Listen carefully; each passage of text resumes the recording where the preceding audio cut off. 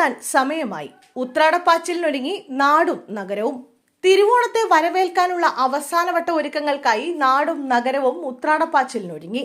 സദ്യവട്ടങ്ങൾക്കുള്ള പച്ചക്കറിയും പലവ്യഞ്ജനങ്ങളും പുതുമണം മാറാത്ത ഓണക്കോടിയുമൊക്കെ നിറച്ച് നാടെങ്ങും വിപണി സമൃദ്ധം. തിരുവോണാഘോഷത്തിനും സദ്യവട്ടത്തിനുമുള്ള തിരക്കിട്ട ഒരുക്കമാണ് ഒന്നാം ഓണമായ ഉത്രാടത്തെ ആവേശത്തിലാക്കുക. ഉത്രാടം നാളിലാണ് ഒന്നാം ഓണം ആഘോഷിക്കുന്നത്. കുട്ടികളുടെ ഓണവും ഈ ദിവസമാണ്. അതിനാൽ ചെറിയ ഓണമെന്നും ഈ ദിവസത്തെ പറയാറുണ്ട്. ഓണാഘോഷത്തിന്റെ 9ാം ദിനമാണ് ഉത്രാടം. അതേസമയം കേരളത്തിൽ ചിലയിടങ്ങളിൽ ഉത്രാട ദിനം തിരുവോണ ദിനം പോലെ ആഘോഷിക്കുന്നവരുണ്ട്. ഉത്രാട ദിവസം മഹാബലി തന്റെ പ്രജകളെ സന്ദർശിക്കാനെത്തുന്ന ദിവസമായി കരുതപ്പെടുന്നു. അതിനാൽ തന്നെ ഇത് ഓണാഘോഷത്തിന്റെ തുടക്കമെന്ന് മലയാളികൾ കരുതുന്നു.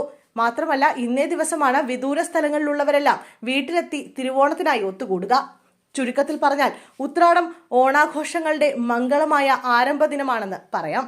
ഉത്രാട നാളിലെ ആഘോഷവുമായി ബന്ധപ്പെട്ട് ചില ചരിത്രവുമുണ്ട്. ജന്മിവ്യവസ്ഥ നിലനിന്നിരുന്ന കാലത്ത് കർഷകർ അവരുടെ വിളകൾ കാഴ്ചവസ്തുക്കളായി ജന്മിമാർക്ക് നൽകി വരുന്ന പതിവുണ്ടായിരുന്നു. തുടർന്ന് ജന്മിത്തറവാട്ടിലെ കാർണവർമാർ ഇവർക്ക് ഓണാശംസ നേരുകയും പകരം സമ്മാനങ്ങൾ നൽകി മടക്കി അയക്കുകയും ചെയ്യും. അക്കാലത്ത് അവർണർ തിരുവോണം ആഘോഷിച്ചിരുന്നത് ഈ സമ്മാനങ്ങൾ ലഭിക്കുന്നതിനാലായിരുന്നു. എന്നാൽ ജന്മിവ്യവസ്ഥ ഇല്ലാതായതോടെ മലയാളികളുടെ ആഘോഷത്തിനും ഒരു ഒരുമയും ഐക്യവും കൈവന്നു. അതേസമയം ചിലയിടങ്ങളിൽ ഉത്രാടം നാളിലാണ് ഏറ്റവും വലിയ പൂക്കളമിടുക. പിന്നീട് ഇത് തിരുവോണ ദിവസം വരെ കാത്തു സൂക്ഷിക്കാറുണ്ട്. എന്നാൽ എല്ലായിടത്തും ഈ രീതിയല്ല പിന്തുടരുന്നത്. അതേസമയം നാളെ തിരുവോണത്തെ വരവേൽക്കാനുള്ള ഉത്രാടപ്പാച്ചിലാണ് നാടും നഗരവും. കേരളത്തിലും വിദേശത്തുമുള്ള മലയാളികൾ ഓണം ആഘോഷിക്കാൻ ഒരുങ്ങുകയാണ്. മിക്കവരും വീടണഞ്ഞ് കുടുംബത്തോടൊപ്പം ചേരാനുള്ള തിരക്കിലാണ്.